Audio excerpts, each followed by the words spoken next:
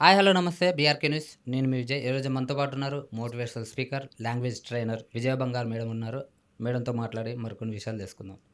Madam నమస్తే madam. నమస్తే అండి. ట్యూస్డే ఒక న్యూస్ జరిగింది మేడం. అంటే కాశ్మీర్లో సంఘటన అందరికి తెలుసు అది. హ్మ్. సో చాలా దారుణంగా, అతి దారుణంగా చంపినారు. ఒక 26 మందిని చంపి దారుణం అసలు అనే కంటే ఇంకా ఏదన్నా ఇంకొక వర్డ్ అంతకంటే ఉంటే కష్టం అంతకన్నా ఊహించుకోవచ్చు. యూజ్ చేయొచ్చు. సో అసలు అలా చంపడానికి మనిషి ఎలా వచ్చింది? అందులో కూడా ఏంటంటే ఆధార్ కార్డ్ చూసి మీరు హిందువులా? కాదా? అవును. ముస్లింలా? కాదా? ఇదెందుకు మేడం? అసలు ఈ ఈ ఈ కల్చర్ ఎక్కడి నుంచి స్టార్ట్ అవుతుంది అంటారు దీనికి? అంటే మీరన్నట్టుగా ఇది అతి దారుణమైన ఇది సిట్యుయేషన్ అండి. ఇంకా అంటే మనము ఈ ప్రపంచంలో ఉన్నన్ని రోజులు మళ్ళీ ఈ సంఘటన జరగకూడదనే నేనైతే కోరుకుంటాను. మళ్ళీ ఎప్పుడు మనం దీని గురించి అసలు మాట్లాడకూడదు. అంత అంటే భయానకమైన సంఘటన జరిగింది. అంటే ప్రతి ఒక్కరూ అంటే మతాలకు అతీతంగా, కులాలకు అతీతంగా మనిషి అన్న ప్రతి ఒక్కరూ స్పందించాల్సిన సంఘటన ఇది. ప్రతి ఒక్కరికి మనకి బాధతో అంటే మన ఇంట్లో జరిగిన సంఘటనలాగా నేను ట్రిప్‌కి వెళ్తున్నాను 2 రోజులలో ఇంటికి వస్తానని చెప్పిన వాళ్ళు పక్కన ఉండే వాళ్ళు ఉండిపోయి వాళ్ళ కళ్ళెదురుగా కాల్చినప్పుడు ఒకసారి మనం ఊహించుకుంటే నిజంగా వాళ్ళ పరిస్థితి ఎలా ఉందో ఊహించుకుంటేనే మనకు చాలా భయమేస్తున్నది. సో మనకు బాధతో కళ్ళల్లో నీళ్ళు రావట్లేదండి. కోపంతో కళ్ళల్లో నిజంగా నిప్పులు వస్తున్నాయన్నమాట. అట్లాంటి సంఘటన ఇది. ఈ సంఘటన జరిగినప్పుడు దాదాపు ఒక 70-80 మంది ఉన్నారండి అక్కడ. ఎంతమంది అంటే కౌంట్ కరెక్ట్గా తెలీదు. సో వాళ్ళందరూ జనరల్గా ఈ కాశ్మీర్లో ఈ ఈ సంఘటన జరిగిన ప్రదేశంలో ఇదొక పర్యాటక ప్రదేశం. దీనికి చాలామంది టూరిస్టులు వస్తుంటారు. ఈ టూరిస్టులు ఎప్పుడు వస్తారంటే ఏప్రిల్, మే, జూన్ వరకు వస్తుంటారు. అంటే ఇప్పుడంతా పిల్లలకు హాలిడేస్ ఉంటాయి కదా అనేసి చాలామంది ఈ ప్రదేశాన్ని చూడడానికి వస్తారు. దీన్ని మినీ స్విట్జర్లాండ్ అని కూడా అంటారు. అంత చాలా ఆహ్లాదకరంగా ఉంటుంది. ఒక లోయలో ఇది అంటే లోయతో కప్పబడి ఉంటుంది. ఆ లోయలో దగ్గరే ఉంటుంది అనమాట. ఇది చాలా బాగుంటుంది ఈ ప్లేసెస్. సో అందరూ జనరల్గా టూరిస్టులు ఎందుకు చూస్తారండి, అందరూ వస్తారు, చాలా సంతోషంగా గడుపుతామని వచ్చారు. మొన్న ట్యూస్డే రోజు 22nd రోజు అట్లాగే చాలామంది పర్యాటకులు వచ్చారు. అందరూ ఎవరి పనులలో వాళ్ళు బిజీగా ఉండి అంటే ఎవరి మటుకు వాళ్ళు ఆహ్లాదంగా టైం గడుపుతున్నప్పుడు దాదాపు 3:30-4 మధ్యలో ఒక 6 మంది 7 మంది అనుకుంటాను, I'm not sure about the number.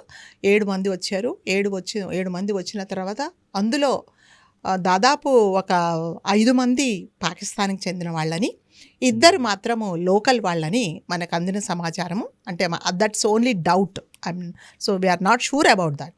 Okay. వచ్చిన తర్వాత ఏం చేశారంటే వీళ్ళు ఫస్ట్ రాగానే ఐడి కార్డ్స్ చూశారు. ఐడి కార్డ్స్ చూసి ఒకటే ఇన్స్ట్రక్షన్స్ ఇచ్చారు. వాళ్ళు ఎలా వచ్చారంటే ఆర్మీ దుస్తుల్లో వచ్చారు. ఆర్మీ దుస్తుల్లో వచ్చినప్పుడు పర్యాటకులు ఏమనుకుంటారంటే సరే ఏదో సెక్యూరిటీ వాళ్ళు కదా, ఆర్మీ వాళ్ళు కదా అంటారు. కానీ ఎవరైనా కూడా ఒక సామాన్యుడు పొడి నువ్వు నిజంగానే ఆర్మీవా లేకపోతే కాదా అనేది మనం ఎవరిని అడగం. మనం కూడా ఎంతోమంది రోడ్డు మీద వెళ్తుంటే పోలీసులు వాళ్ళు కలుపుతుంటారు. అతన్ని పిలిచి నువ్వు నిజంగా పోలీసా కాదా అని ఎవరు అడగరు. సో వాళ్ళు కూడా ఏమనుకున్నారంటే ఎవరైనా సరే మీరైనా నేనన్నా మనం అనుకుంటాం ఆర్మీ వాళ్ళు కదా, వీళ్ళందరూ ఇక్కడ పహారా కాస్తున్నారని అనుకున్నారు. అందులో ఏం చేశారంటే ఫస్ట్ ఆఫ్ ఆల్ వాళ్ళు చేసిందంటే ఆడవాళ్ళు పక్కకి వెళ్ళిపోండి, పిల్లలు పక్కకి వెళ్ళిపోండి అనేసి మగవాళ్ళందరినీ ఒక గ్రూప్గా చేసి అందులో ముస్లిమ్స్ను మాత్రం పక్కకు పంపించేసి హిందువులను మాత్రమే మరీ ఐడెంటిఫై చేసి ఓకే వాడు హిందూ అని తెలుసుకున్న తర్వాత కర్కశంగా ఏమాత్రము అంటే దాక్షిణ్యం లేకుండా కాల్ చేశారనమాట. అంటే ఒక జంట అండి, 16వ తారీఖు వాళ్ళకి పెళ్ళయింది, 19వ తారీఖు రిసెప్షన్ అయింది, వాళ్ళు హనీమూన్కి వచ్చారు. కళ్ళ ఎదుటే ఆ భర్తను కాల్ చేశారు. ఆమె షాక్లో ఏం జరిగిందో అర్థం కాక ఆ శవాన్ని పక్కన కూర్చొని హృదయ విదారకంగా ఏడుస్తుంది. అలాగే ఒక 4-5 ఫ్యామిలీస్లో ఓన్లీ మగవాళ్ళని మాత్రమే చంపారు. ఒక ఆవిడ ఏమనిందంటే మా భర్తను చంపేశారు కదా, నన్ను మా పాపను కూడా చంపేయంటే వెళ్ళి మోదీని అడుగు అని చెప్పారు వాళ్ళనమాట.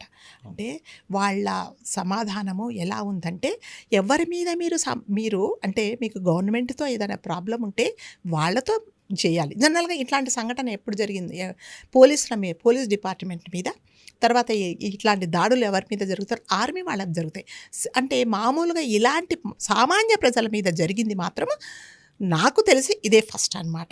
సో, అంటే జనరల్ ఎందుకు చేశారంటే, జనరల్‌గా కాశ్మీరు వాళ్ళు ఈ కాశ్మీర్ అనే ప్రదేశం ఓన్లీ టూరిస్టులకు అట్రాక్ట్ చేసే ప్రదేశము. వీళ్ళ ఆదాయమంతా ఈ టూరిస్టుల మీదనే ఉంటుందన్నమాట.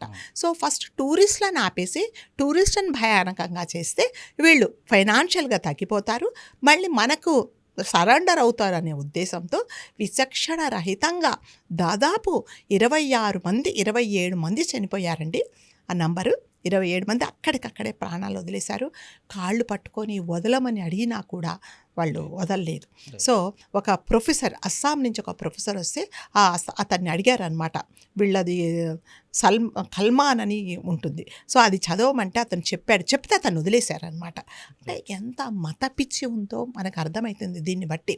అంటే ప్రతి ఒక్కరూ వాళ్ళు చెప్పినట్టుగా వాళ్ళ మతాచార్యాలు పాటించే వాళ్ళని మాత్రము వదిలేశారు. అంటే ఇప్పుడు అతను even though is not a Muslim, అతన్ని వదిలేశారు. ఎందుకంటే వాళ్ళు చెప్పినట్టుగా వీళ్ళు చెప్పారని. ఇతను చదవమంటే చదివారు, ఏది చెప్పమంటే చెప్పాడు. సో, అందుకని అతను ప్రాణాలతో బయటపడ్డారు.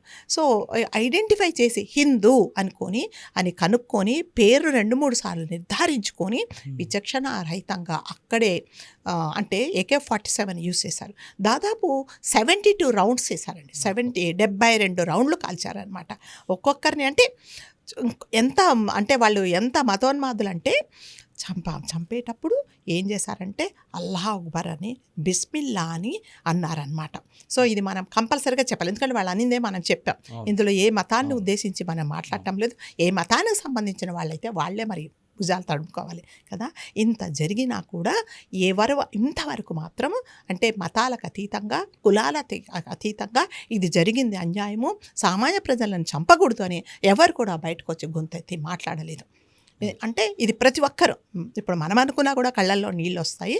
వాళ్లకు ఎటువంటి ఇది లేకుండా ఇంకా ఒక అతను అంటాడు, ఒక మతానికి సంబంధించిన అతను అంటాడు ఇది ఇంటెలిజెంట్ ఫెయిల్యూర్ అని అంటారు. ఫెయిల్యూర్ అని అతను అంటాడనమాట. అంటే ఇంటెలిజెంట్ ఫెయిల్యూర్ అంటే ఇంటెలిజెన్స్ కరెక్ట్గా లేకపోతే చంపేస్తారా మనుషులని? వాళ్ళకి ఏం సంబంధం చెప్పండి? వాళ్ళేదో 4 రోజులు గడపాలని వస్తే వాళ్ళని చంపేస్తే మీరు అంటే ఇది ఒక పిరికి పంత చర్య. అంటే మీరు ధైర్యంగా ఎదుర్కోలేక వీళ్ళను మీరు ఈ రకంగా మీరు చంపేశారు. సో, ఒకటేంటండి, ఇది జరిగినంత మాత్రాన మనం ఎవ్వరు కూడా చేతులు ముడుచుకొని కూర్చోరు. దీనికి ప్రతిఫలంగా దీనికి ఇంత డబల్ తప్పకుండా మనం ఆలోచిస్తాము. తప్పకుండా వాళ్ళని తిరిగి మనము మట్టు పెడతాం. కాకపోతే ఏంటంటే ఈ కాశ్మీర్లో ఈ ఇన్కమ్ సోర్స్ ఎప్పుడైతే తగ్గిపోతుందో అప్పుడు పర్యాటకులు రారు. మళ్ళీ పర్యాటకులకు రారు. వీళ్ళకి ఆదాయం తగ్గిపోతుంది. వీళ్ళని ఈ రకంగా దెబ్బతీయాలి అనే అనుకున్నారనమాట. సో, దట్స్ ఓన్లీ టెంపరీనండి. ఎప్పుడైనా సరే అంటే న్యాయం అనేది తప్పకుండా ఇప్పుడు ఇవాళ అన్యాయంగా మీరు చంపారు కాబట్టి ఇంతకింత కంపల్సరీగా వాళ్ళు అనుభవిస్తారు. ప్రతి ఒక్కరండి తల్లి పోయి, భర్త పోయి, తర్వాత పిల్లలకు తల్లిదండ్రులు లేక, భార్యకు భర్త లేక ఎటువంటి నరకాన్ని అనుభవిస్తున్నారో వాళ్ళకి తెలియదండి. ఇంకా కొంతమంది దాదాపు 40 మంది హాస్పిటల్లో ఉన్నారు. వాళ్ళల్లో ఎంతమంది చనిపోతారో, ఎంతమంది ప్రాణాలతో ఇంటికి వెళ్తారో కూడా తెలియదండి. అంటే ఇది ఒక శ్మశానంలాగా తయారు చేశారనమాట. కనిపించిన వాళ్ళని కనిపించినట్టుగా అంటే చనిపోయారు అన్నా కూడా మళ్ళీ కన్ఫర్మ్ చేసుకొని చంపేశారు. సో, ఇది ఎంత బాధాకరమైన విషయం అండి. సో, దీని గురించి మనం మాట్లాడుకుంటే కూడా అంటే కళ్ళల్లో నీళ్ళు వస్తున్నాయి. తర్వాత ఏం చేయలేమా మనం ఏం చేశామని చెప్పేసి మన వాళ్ళను ఎందుకు ఇలా చంపారు అనేసి చాలా బాధ వేస్తుందండి. సో, దీనికి కంపల్సరీగా మన ఇండియన్ ఆర్మీ, మన మోదీ గారు కంపల్సరీగా చర్యలు తీసుకుంటారు. వాళ్లకు నువ్వు కన్ను తీస్తే నిన్ను మొత్తం లేపేస్తాము అన్నట్టుగా వ్యూహరచన చేస్తున్నారు. చాలా ఇంటెలిజెన్స్ వాళ్ళు చాలా పకడ్బందీగా ప్లాన్ చేస్తున్నారు ఇండియన్ ఆర్మీ వాళ్ళు. కంపల్సరీగా వాళ్ళకు ప్రతీకారం అనేది మనము అతి త్వరలో ఖచ్చితంగా ఇస్తాము. అట్ ది సేమ్ టైం మనం అందరం గొంతెత్తి అంటే ముస్లిం చనిపోయాడా, హిందూ చనిపోయాడా అనకుండా ప్రతి ఒక్కరికి అంటే అంటారు కదా అదేంటి మొండం మీద తలకాయ ఉండే ప్రతి ఒక్క మనిషి దీన్ని తప్పకుండా బయటకొచ్చి ఖండించాలండి. ఇది అన్యాయము, ఇలా చేయకూడదు అనేది తప్పకుండా చేయాలి. ఇంతవరకైతే ఎవరూ రాలేదండి. సో హిందువులను మాత్రమే టార్గెట్ చేయాల్సిన అవసరం ఏముంది? హిందువులు మీకేం పాపం చేశారు? హిందువుల వల్ల మీరేం నష్టపోయారు? మీరు చేసే అరాచకాలన్నిటికీ హిందువులకు ఓర్పు ఎక్కువ, సహనం ఎక్కువ. సో భగవంతుడిని నమ్ముకున్నారు కాబట్టి, సరే భగవంతుడు ఉన్నాడు కదా, మనం ఎందుకు వీళ్ళకి అన్యాయం చేసి, వాడు కొట్టాడు, నేను ఇంకా కొంచెం వెయిట్ చేస్తామనే మనస్తత్వం. కానీ ఇప్పుడు ఇది జరిగిన తర్వాత మాత్రం ఎవ్వరు ఊరుకోదలుచుకోరండి. కంపల్సరీగా దీనికి ఇంతకింత తప్పకుండా మనము నెక్స్ట్ అది రిటర్న్ గిఫ్ట్ కంపల్సరీగా ఇస్తాము.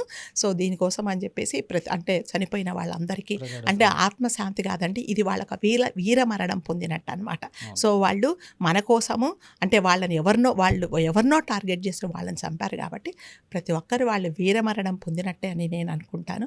సో వాళ్ళ కుటుంబాలకు అందరికీ భగవంతుడు వాళ్ళు లేని లోటు తీర్చుకుండేలాగా ధైర్యాన్ని ఇవ్వాలని కోరుకుందాం. ఇక్కడ ఏంటంటే అసలు ఒక భారతీయులుగా అలాగే మనం ఉన్నాం కాబట్టి, సో దీని గురించి చాలామంది ముందుకు రావాలి. దీని గురించి రావాలండి. జస్టిస్ అడగాలి. ఖచ్చితంగా వాళ్ళని ఏదో ఒక శిక్ష పడేలాగా చేయాలి. ఏదో ఒక శిక్ష కాదండి, చాలా భయంకర. అంటే ఇంకొకసారి భారతీయుల వైపు కన్నెత్తి చూడాలన్నా, వాళ్లకు కలలో కూడా ఒక అన్యాయం చెయ్యాలని వాళ్ళు ఆలోచించినా కూడా వాళ్ళు అంటే గుండెల్లో రైళ్లు పరిగెత్తేలాగా మనము తప్పకుండా వాళ్ళకు ఈ గుణపాఠం అనేది చెప్తాం. Thank you so much madam. So మనం ఇప్పుడు పోయిన వాళ్ళని ఇలాగ తీసుకురాలేం కాబట్టి అట్లీస్ట్ వాళ్ళ ఆత్మకి శాంతి కలగాలని మనం అందరం కోరుకుందాం. కోరుకుందామండి. Thank you.